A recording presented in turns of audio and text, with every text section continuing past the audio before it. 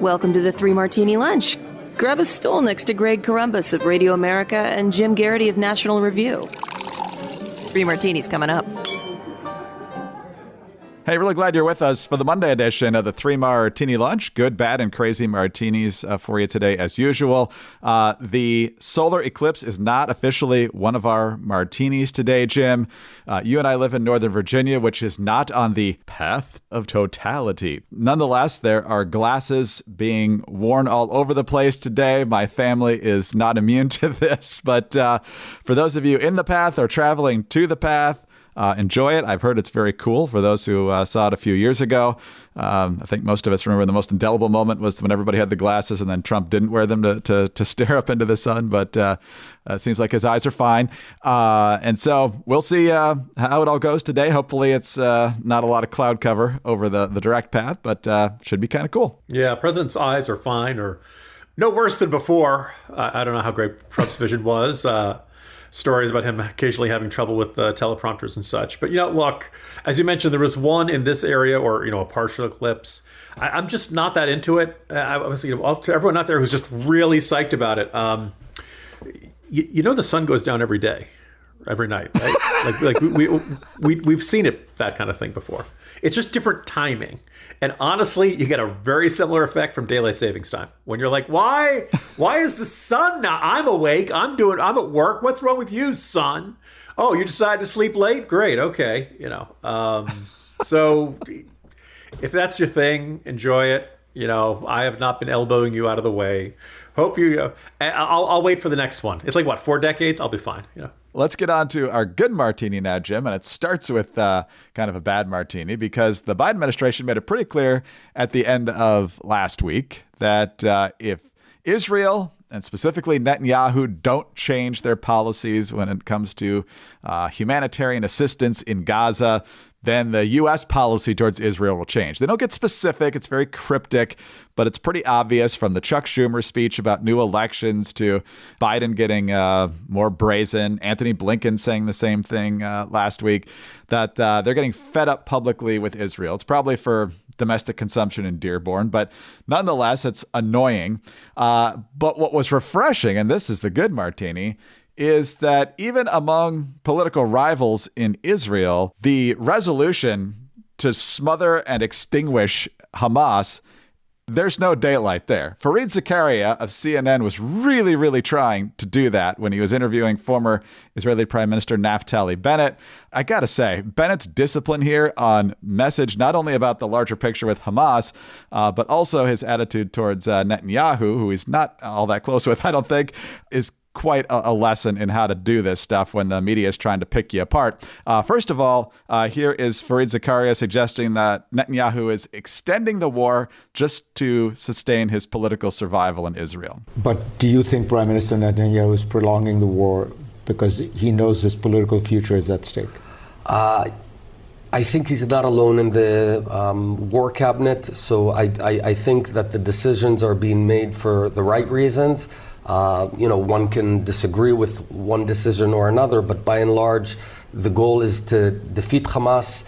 We can't finish this war when Hamas is standing. We can't have an organization that explicitly said that it wants to destroy the Jewish nation and has done the worst thing possible and said that it's going to try and do it again and again. So we have to eliminate Hamas. After a commercial break, Fareed Zakaria tried again, and Bennett was ready for that too. You did have a different strategy. The one that Bibi Netanyahu has adopted has resulted in the destruction of about 60% of Gaza. It has resulted in 35,000 civilians dying. It has resulted in more aid workers dying than in all the Gaza wars combined. It has resulted in more journalists dying than in all the Gaza wars combined.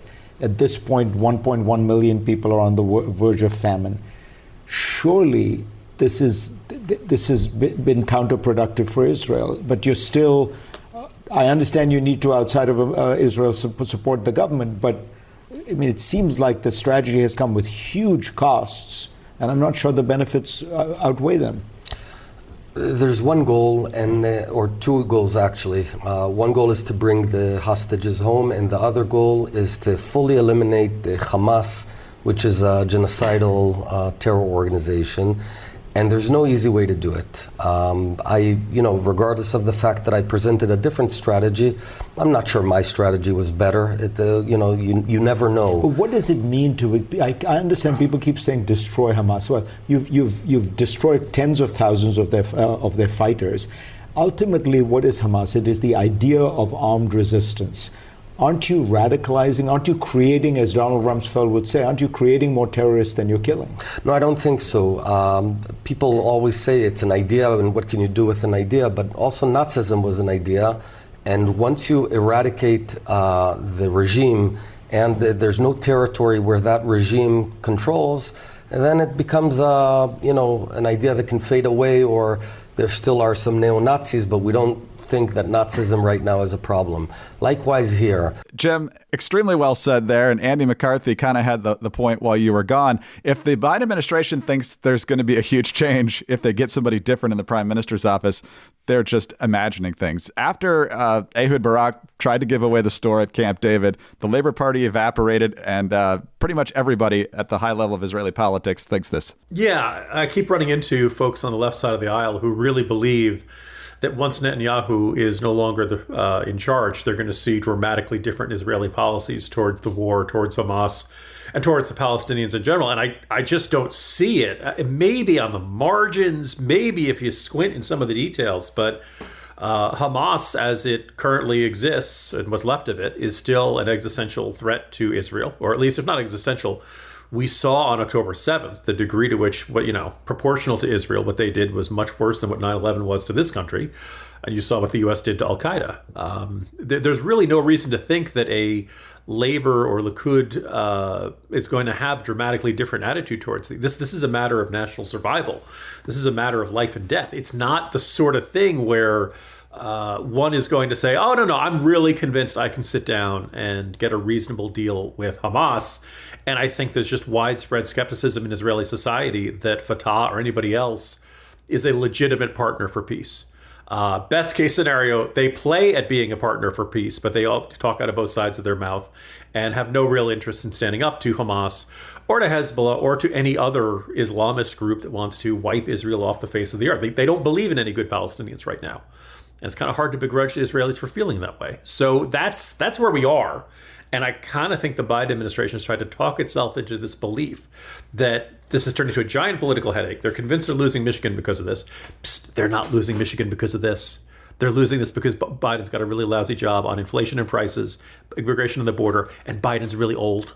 Just the problems in Michigan are the same problem in every other state. But, they've convinced themselves, if we could just demonize Israel enough, everybody in Dearborn's going to vote for us and we'll win the state again. Nah, not the way it's going to shake out. But anyway, that's where things are. And so good for other Israeli politicians who might feel some temptation to throw Netanyahu under the bus to kind of recognize, no, we are all united on this, and you should not expect dramatically different or even really any significant difference in policies once someone else is in the prime minister's office and is, running the show over there in Jerusalem. No, that's well said. And I think there will be a political reckoning for Netanyahu. At some point, he's going to have to answer for the intelligence failure that happened on October 7th. There should have been some sign of that. But right now, the goal is to annihilate Hamas. And I don't think the Israeli people, even if they're not huge Netanyahu fans, and he's a polarizing figure, are ready to make that change right now. And it doesn't seem like Naftali Bennett is making the same argument Chuck Schumer was. If anyone was supposed it would be an opposition party in Israel. It would not be the United States trying to push that. All right, well, let's talk about fast-growing trees. They are the biggest online nursery in the United States with more than 10,000 different kinds of plants and more than 2 million happy customers here in the United States. You can grow lemon, avocado, olive, or fig trees inside your home on top of the wide variety of other houseplants they have available. Fast-growing trees makes it easy to order online, and your plants will be shipped directly to your door in just 1 or 2 days. And along with their 30-day Alive and Thrive guarantee, they offer free plant consultation forever. forever. Yes, and we love our fast-growing trees, the big ones, the small plants that we're now incorporating into our meals, like the oregano and the basil. Fantastic stuff. Fast Growing Trees has the best deals online, up to half off on select plants, and listeners to this show get an additional 15% off their first purchase when using the code Martini at checkout. That's an additional 15% off at fastgrowingtrees.com using the code Martini at checkout. Fastgrowingtrees.com, code Martini.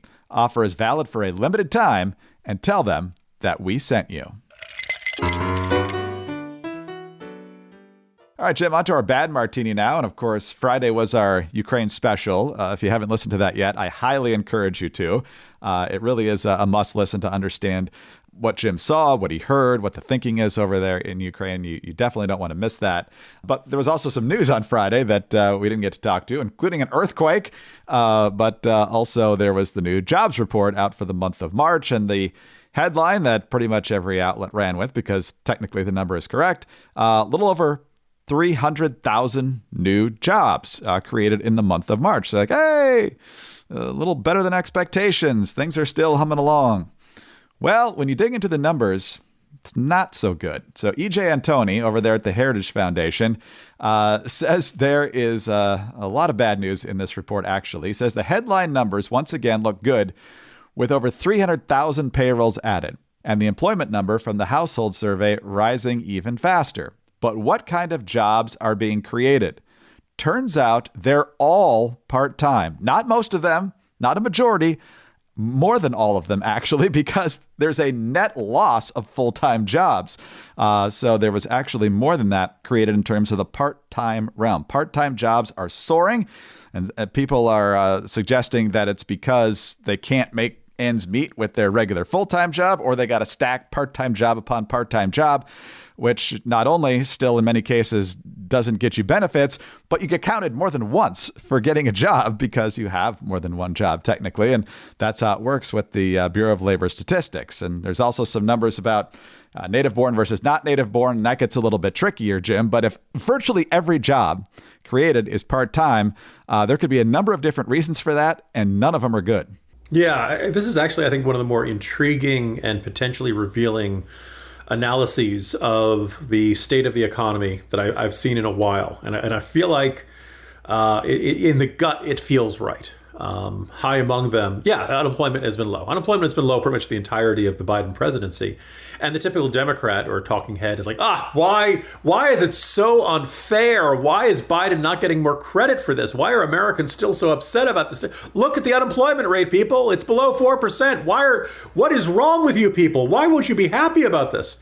And, we can make fun of them for that. And we do on this podcast pretty regularly. But there's a bit more to it. It's like, okay, why are people so negative? And you could argue that this is sometimes, it's partisan perceptions of the economy. You could argue that it's an overall perception of Biden himself. They feel like he's an old, decrepit guy, and thus they don't feel good about the state of the economy. Mostly, we've been talking about inflation, cost of living, and the sense that the other day I was filling up for gas for $3.20. It's April. It's not summer driving season yet. It's a little early to have above $3. I barely got below $3 in my neck of the woods in the middle of winter. So a whole bunch of stuff is just considerably more expensive than it was before the inflation rate went up. And as you pointed out accurately, that each inflation rate is year to year. So when you have 2 or 3 years, they stack upon each other. But I think this observation that, hey, what if this low unemployment rate is actually being driven by part-time jobs, and that Americans, look, they'd rather have a part-time job than no job. But as you mentioned, you don't get full-time benefits. You generally have more complicated, attempting to juggle the work schedules for 2 different places. And it tires you out. It's, working 2 jobs is stressful. People, very few people dream of working 2 jobs simultaneously. And they very often would prefer to have one full-time job with benefits, with the right level of pay, instead of working 2 and having to race across town to get from one job to another. That would explain why people are convinced the economy is really lousy, even though the unemployment rate is pretty darn low by historical standards. However, this is very much a frightening narrative for the Biden administration, because it suggests that their economic record isn't so great, the economy isn't really thriving, and that they are not really creating all those good jobs that Joe Biden keeps touting and saying, I'm going to make everything made in the USA, and we're going to lead the world, and America is back, and all that kind of stuff. So I think this is definitely something to keep an eye on in economic reports between now and Election Day. And I would not be surprised if the Trump campaign did not start beating the drum on this and saying, like, look, It's not, Biden can boast about how many jobs have been created on his watch, but they're not jobs that you can make a living at. They're not jobs you can raise a family at. And in that light, it makes this job creation record much less impressive. And Biden was already exaggerating by measuring at what was the near lowest point of the pandemic. January 2021 was not the lowest point, but it was pretty darn, economy was starting to recover, but, unemployment was still pretty high. And measuring from that to the current, high point. Look, it's been a decent number of jobs have been created month by month, year by year under Biden. But if they're all part-time, all of a sudden that looks significantly less impressive. Yeah. Another statement here is that the ratio of private sector jobs created to government jobs created is only 3-1, which he says is nowhere near sustainable since virtually all of those private sector jobs were all part-time. So you need private sector jobs to pay for the government jobs, obviously, and that ratio is not where it should be at all. So, yeah, a lot to watch here going forward. 4Patriots, a lot to watch there, too, at 4patriots.com/martini, including the return of the deluxe 3-month survival food kits, which are back in stock after being sold out for more than a year. And they're not only back, they're better than ever with exclusive recipes on things like pancakes, mac and cheese, Aztec chili, potato soup, spaghetti, and lasagna. More than 200,000 Americans agree this is survival food that not only keeps you alive, but tastes good. It's 1,500 calories per day in each kit. But don't forget about their other deals as well. Leafy Greens Hydro Garden Seed Kit, the 4Patriots Bountiful Green Plant Food, the Sauna Wrap Therapeutic Blanket, and the Solar Go Fridge with solar panel. You can stash food away and be confident that whenever a disaster strikes, you and your family will be ready. Go to 4patriots.com/martini to get the deluxe 3-month survival food kit and the peace of mind you deserve. Plus, get free shipping on orders over $97. That's the number 4patriots.com/martini. That's 4patriots.com/martini. All they want to do is keep you poor and stupid. The Watchdog on Wall Street podcast with Chris Markowski. Every day, Chris helps unpack the connection between politics and the economy and how it affects your wallet. Some in the media are trying to tell you it's bad if your prices go down, causing a deflation spiral. If prices go down, are people really going to hold off on buying things? Doesn't everyone need groceries? Whether it's happening in D.C. or down on Wall Street, it's affecting you financially. Be informed. Check out the Watchdog on Wall Street podcast with Chris Markowski on Apple, Spotify, or wherever you get your podcast. All right, Jim, on to our crazy martini now, and this is something you have written about as well. Connecticut Senator Richard Blumenthal, always a favorite among conservatives, is speaking out, not about a policy issue this time, but because he thinks it's time for Supreme Court Justice Sonia Sotomayor to hit the bricks. Here's a little bit of what Senator Blumenthal had to say in not exactly the most delicate language and suggesting it might be time for someone else on the bench. We should learn a lesson. And it's not like there's any mystery here about what the lesson should be. The old saying, graveyards are full of indispensable people, ourselves in this body included. Jim, he's 78, she's 69, which makes it kind of fun. She does have some health issues that have made it into the headlines at times. But other than the new justice, Ketanji Brown Jackson, she's probably the most reliable left-wing vote on the court. But basically, what's behind the statement here from Blumenthal is, we didn't get rid of RBG fast enough. The Republicans got to fill the seat. So before you die, Justice Sotomayor, we need someone younger. Is that about it? That is. And I since I made that corner post and tweet about it, well, don't you understand? It's not about respect. It's about preserving the seat. And how dare you? First of all, if you're Justice Sotomayor, just how do you feel about it? It's like, look, you're probably going to die in the next 5 years. Nobody likes hearing that. And the other thing is, by the way, Sotomayor's mother lived to be 94. 69, by the standards of Supreme Court justices, isn't that old. Yes, she has diabetes. Yes, she travels with a medic. But obviously, she's going to be at the very finest healthcare possible. And so I wouldn't necessarily bet my mortgage, but I'd bet a box of donuts that she'll be around at the end of at the end of 2028. Early 2029 seems pretty reasonable. And it's not surprising that Sotomayor would be in no rush. That, obviously, once you're Supreme Court justice, people like being on that bench. They like being one of the 9 most important people when it comes to deciding whether the laws that are passed are consistent with the Constitution. She could have it. It's completely understandable. Her attitude would be like, well, wait, you're not sure you're going to win re-election. you're not sure you're going to keep, control of the Senate. Hey, that's your job. That's not mine. I'm not supposed to give up what I do because you guys aren't good at your job and you guys can't protect this stuff. Oh, by the way, if you have a real concern about old people, why are you running the 81-year-old for another term? She's got some real fair counter arguments. And look, Richard Blumenthal, as you mentioned, being 78 years old, is just the wrong guy. My first thought, Greg, is, look, he's 78. Old men tend to ramble. They don't know what they're saying. He's probably having a senior moment. He's rambling. Or I could say this is just him having a flashback to Nam.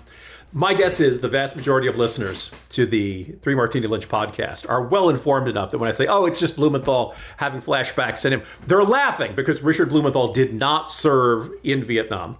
He served during the Vietnam years, and good for him for that. But he was caught saying several times, back when I was in Vietnam, and he was not. He was never actually, in the Vietnam War. And there are veterans who get real offended about that, who point out that it's a form of stolen valor. Again, very glad Blumenthal served his country, but I think on matters like this, you should not fudge it and you should not mislead people into believing that you served in the war, not in the military during the time of the war. And so when I say he's saying flashbacks, it's because he didn't serve it. If he actually had served in Vietnam, it's not funny at all. And it would be a very mean thing to say. And I don't think of myself as being that kind of person. But the fact that he didn't, that's what makes that funny. And at least there was one commenter who seemed very offended. I hope it was sarcasm and I'm just missing it. But for that listener out there, no, he didn't. So that's what makes it funny. If he had, it would be, I wouldn't take a shot at an actual Vietnam veteran. At least not about that. John Kerry, well, even John Kerry, it's not well, it's even in service, I don't really make fun of. Even if everybody who served with him can't stand him, still good for him for putting on the uniform. Was he still active duty when he slandered everybody else he served with for being war criminals? Because I would slam him for that. Greg, they cut off ears, cut off heads in the manner of Genghis Khan. Only the plebes refer to him as Genghis Khan. Genghis Khan. Genghis with a J. Oh, man. Yeah, I don't think she's going to step down in the middle of an election year with a 51-49 Senate. Call me crazy. I think she's going to... That's not a typically easy. Cocaine Mitch could say, oh, let's do this again. All right, we'll like our odds. Merrick Garland over at DOJ. Don't do this! I've seen this movie before. It doesn't go well. Who knows what mood Fetterman's in today? So, yeah, He's probably emboldened because, after the whole RBG thing went down and then Biden became president, they basically pulled the old, hey, Justice Breyer, look at this cool thing over the edge of the boat. Pushed him into the water and basically, you're done. You have to go. Look, we're going to replace you now. Mitch himself has chosen to step down as Republican Party leader in the Senate. Still going to serve the rest of his term, as I understand it. But you just figure Mitch probably calls up every Supreme Court justice and just says, how you feeling today? You're right. That cold passed? Okay. Sorry to hear that. Just looking for any opening, any possibility. I mean, and if you think that's mean, I'm sure Kamala does the same thing every morning. How you feeling, boss? Oh, okay. Oh, great to hear that. All right. Glad you're well. Right after he rolls out of the bed at like 11 a.m. Anyway, Jim, have a great Monday. I'll see you tomorrow. See you tomorrow, Greg. Jim Garrity, National Review. I'm Greg Corombos, Radio America. Thanks so much for being with us today. Be sure to subscribe to the podcast if you don't already. Tell your friends about us as well. Thanks also for your 5-star ratings and your kind reviews. Please keep those coming. Get us on your home devices. All you have to say is play 3 Martini Lunch Podcast. Follow us on X. He's at Jim Garrity. I'm at Dateline_DC. Have a great Monday. Take care of your eyes when you're staring up into the sun today, and join us again on Tuesday for the next 3 Martini Lunch.